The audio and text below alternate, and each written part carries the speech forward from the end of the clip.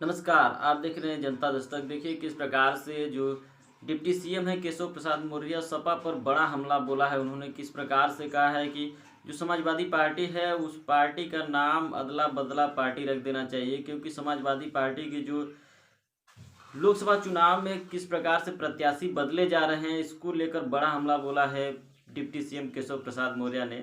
और एक चीज़ और बता दें कि उन्होंने कहा है कि सपा बसपा और कांग्रेस का यूपी में कोई भविष्य नहीं है, और किस प्रकार से वो तीनों पार्टियां जो हैं समाप्ति के कगार पर हैं। एनडीए जो है, एनडीए गठबंधन, वो 400 पार का आंकड़ा है। लेकिन वहीं उन्होंने जब जातिगत बातें पूछी एक मीडिया कर्मी ने कि जिस प्रकार से जो पंचायतें चल रही हैं पश्चिमी उत्तर प्रदेश में, वो बीजेपी से नाराजगी बताई जा रही है। इसको लेकर उन्होंने कहा कि जो जवान है, किसान है, गरीब हैं, और किस प्रकार से उन्होंने कहा कि जो महिलाएं हैं वो उनके साथ हैं। तो किस प्रकार से गरीब उनके साथ हैं, महंगाई चरम सीमा पर है, किस प्रकार से किसान उनके साथ हैं, सड़कों पर आंदोलन कर रहे हैं, तो किस प्रकार से जवान उनके साथ हैं जो लगातार पेपर लीक, अग्निवीर, और किस प्रकार से बेरोजगारी से जूझ रहे हैं, और महिलाएं किस प्रकार से उनके साथ हैं कि जो न्यूड परेड कराया जाता है मणिपुर में, हाथरस जैसे कांड होते हैं, तो महिलाएं किस प्रकार से उनके साथ में, ये सबसे बड़ा सवाल है। और बीजेपी जो पूरी तरह से जो जनता है वो किस प्रकार से बीजेपी को नकार रही है, इसको ले पश्चिमी उत्तर प्रदेश में लगातार पंचायतें चल रही हैं, और पश्चिमी उत्तर प्रदेश में ही किस प्रकार से डिप्टी सीएम केशव प्रसाद मौर्य को लगाया गया है कि पश्चिमी उत्तर प्रदेश की कमान लगातार वो संभाल रहे हैं। किसी के नामांकन में जा रहे हैं तो किसी के प्रचार में जा रहे हैं, तो इससे ये लग रहा है कि पश्चिमी उत्तर प्रदेश की कमान इस बार केशव प्रसाद मौर्य के हाथ में है।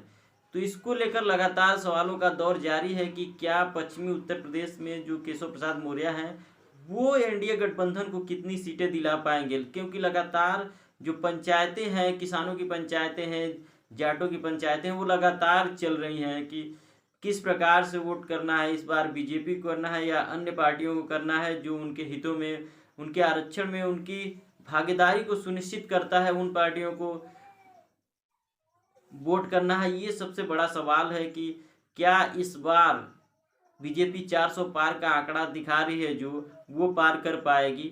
और जिस प्रकार से पहले ही प्रधानमंत्री मोदी को ओबीसी ओबीसी कहा गया था, लेकिन 6800 भर्ती का जब से मामला आया है कि ओबीसी आरक्षण घोटाला का, तब से लगातार इस जो ओबीसी का जो ट्रेंड था वो किस प्रकार से हट गया कि अब ओबीसी की जो बातें थी वो लगातार हटने लगी, और जो 6800 शिक्षक भर्ती के अभ्यर्थी थे वो लगातार जो समाजवादी पार्टी हो या केशव प्रसाद मौर्य हो, अनुप्रिया पटेल हो या ओपी राजभर हो या संजय निषाद हो, किसके दरवाजे पर नहीं गए वो सब। और जो अभ्यर्थी हैं वो लगातार मांग कर रहे थे, लेकिन उनको क्या मिला, सिर्फ डंडे मिले, लाठियां मिली, और उनको नरादर किया गया। तो क्या चुनाव में उन सब का इफेक्ट पड़ेगा, ये सबसे बड़ा सवाल है। और केशव प्रसाद मौर्य किस बेस पर ये बात कर रहे हैं कि किसान, जवान और गरीब और महिलाएं उनके साथ हैं, जबकि बेरोजगारी चरम सीमा पर है, किसान सड़क पर हैं, और नौजवान लगातार पेपर लीक और बेरोजगारी से जूझ रहे हैं। महिलाओं का लगातार किस प्रकार से मणिपुर जैसे कांड होते हैं, हाथरस जैसे कांड होते हैं, तो किस प्रकार से किस बेस पे कर रहे हैं। और इससे बड़ी सबसे बड़ा सवाल तो ये है कि किस बेस पे 400 पार का आंकड़ा दिखा रही है एनडीए, और केशव प्रसाद मौर्य किस बेस पे बोल रहे हैं कि 400 पार, जबकि लगातार पश्चिमी उत्तर प्रदेश में पंचायतें चल रही हैं। तो इसको लेकर ये बड़े सवाल हैं। वही समाजवादी पार्टी पर लगातार हमलावर हैं केशव प्रसाद मौर्य, और किस प्रकार से परिवारवाद का जो तमगा है वो समाजवादी पार्टी को पकड़ा रहे हैं। लेकिन उन जो एनडीए है उसमें भी जो परिवारवाद का जो लगातार सवालों का दौर जारी है कि परिवारवाद एनडीए में भी है और विपक्षी पार्टियों में भी है, ये किसी से छुपा नहीं है।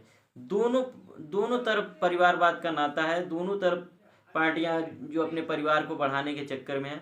और वहीं एक चीज़ और बता दें कि किस प्रकार से, देखिए जो समाजवादी पार्टी के राष्ट्रीय महासचिव हैं शिवपाल सिंह यादव, उन्होंने अखिलेश यादव को चिट्ठी लिख दी है कि वहां से वो अपनी सीट छोड़ेंगे, और आदित्य यादव, अपने बेटे आदित्य यादव के लिए वो सीट शिवपाल सिंह यादव मांग रहे हैं। लेकिन इस पर अभी अखिलेश यादव की क्या प्रतिक्रिया आती है ये देखने का विषय है।